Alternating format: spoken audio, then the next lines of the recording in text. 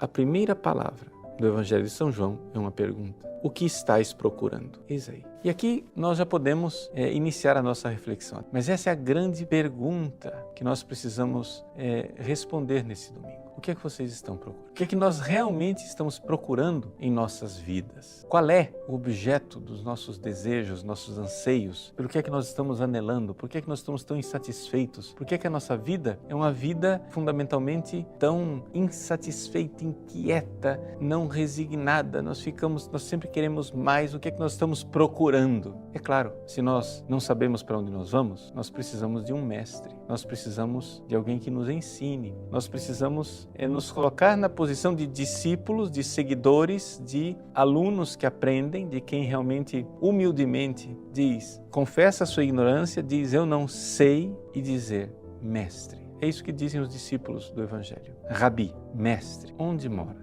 Onde é que mora aquele que pode nos ensinar? Que pode nos ensinar a verdade da palavra de Deus. E Jesus diz, vinde ver. Foram, pois, ver onde ele morava e nesse dia permaneceram com ele. Era por volta das 4 da tarde. São João aqui anota como que num diário espiritual. Quando foi que ele finalmente encontrou a verdade, encontrou Jesus. Quando finalmente a sua vida começou a fazer sentido. Agora vamos lá, vamos começar a aplicar isso um pouco na nossa vida. Veja, você se lembra que na semana passada nós vimos o Evangelho da Epifania. Os reis magos, eles seguiram aquela estrela e encontraram Jesus. O Papa Bento XVI, no Dia Mundial da Juventude em Colônia, ele comentando para os seminaristas essa realidade dos reis magos, ele lembrou o seguinte, que ele estava ali comentando para os seminaristas e falando de vocação, né? Ele disse, olha, aqueles reis magos, eles olhavam para o céu, mas não sabiam o que é que eles estavam procurando. Quando eles viram a estrela, eles seguiram aquela estrela como se tivessem esperado por ela a vida inteira. Quer dizer o seguinte, nós sabemos que tem alguma coisa, tem uma luz que vai brilhar na nossa vida, aqui no caso uma estrela. Existe uma luz que vai nos iluminar, vai nos dizer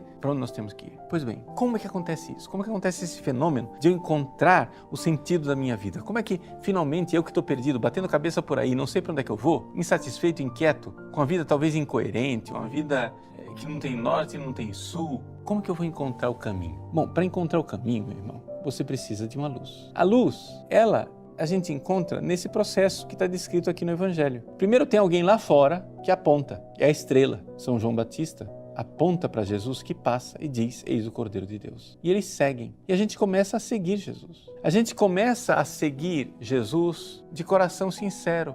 Mas não quer dizer que nós o encontramos ainda. Nós temos tido contato verdadeiro com ele. Veja, muita gente dentro da igreja ainda está nessa fase. Nessa fase de que um João Batista, uma estrela, um apóstolo, um pregador, uma testemunha do Evangelho, apontou e disse, eis o Cordeiro de Deus. E a pessoa de boa vontade começou a seguir aquilo, começou a seguir aquela verdade, aquela tradição, porque inicialmente achou aquilo bonito, ou então todo mundo faz, todo mundo segue. Sei lá o que é que aconteceu na sua vida, você segue a igreja, mas no fundo não caiu ainda a ficha. No fundo, Jesus ainda não voltou o rosto dele para você. Você segue os passos de Jesus, Jesus vai caminhando na sua frente, mas é necessário que ele mostre o rosto dele. É aquilo que nos diz o Salmo 79. Se voltardes para nós, seremos salvos. Interessante o que é o processo de conversão. O processo de conversão somos nós que nos voltamos para Deus, mas é ao mesmo tempo também Deus que se volta para nós. Esse mudar de direção,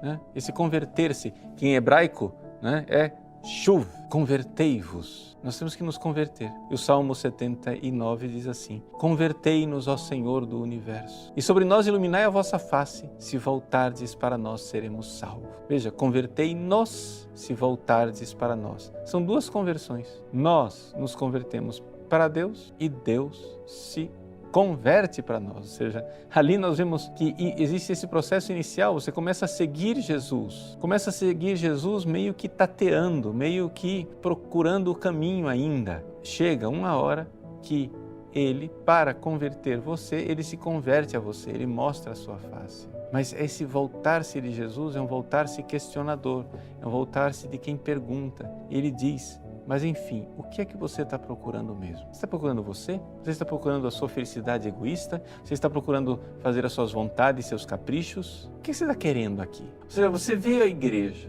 tudo bem, mas você está entendendo que a gente vai à igreja para servir a Deus e não para que Deus nos sirva? Porque tem muita gente que vai à igreja como quem fosse para um terreiro de macumba. Você vai lá fazer um agradozinho para Deus, como se ele fosse um orixá, para que ele faça a sua vontade, seu capricho, sua veleidade.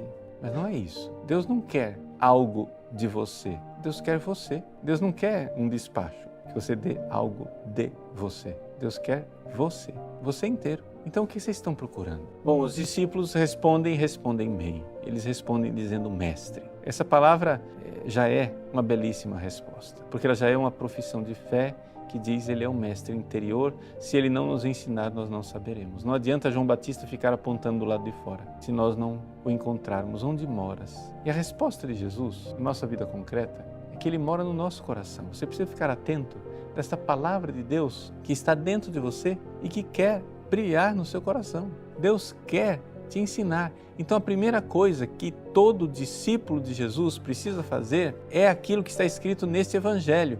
Eles foram ver onde ele morava e nesse dia permaneceram com ele. Este permanecer com Jesus, esse ser discípulo. Você precisa, em primeiro lugar, que a verdade do evangelho brilhe no seu coração. Você precisa meditar essas verdades. Você precisa se encontrar com Cristo na oração de tal forma que caia a ficha, como a gente diz na linguagem popular. Que essa verdade brilhe dentro de você e seja uma verdade de tal que você veja que está vendo a verdade e não pode negar que está vendo. Uma luz que vai brilhar na nossa vida.